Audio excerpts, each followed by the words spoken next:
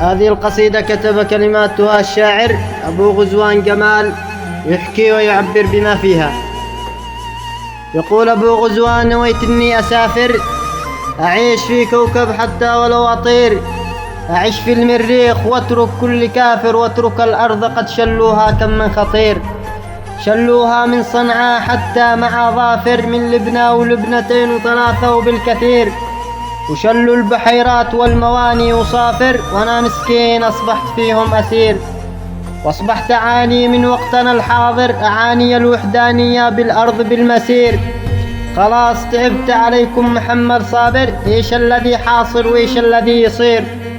يا كوكب المريخ افتح أرض للمناظر، وافتح أرضك لكي يعيش كالأمير، وأعيش حياتي سالي على المظاهر، وأعيش مرتاح وكمل حياتي إلى الأخير، وأعيش مرتاح وكمل حياتي إلى الأخير. سلامتكم.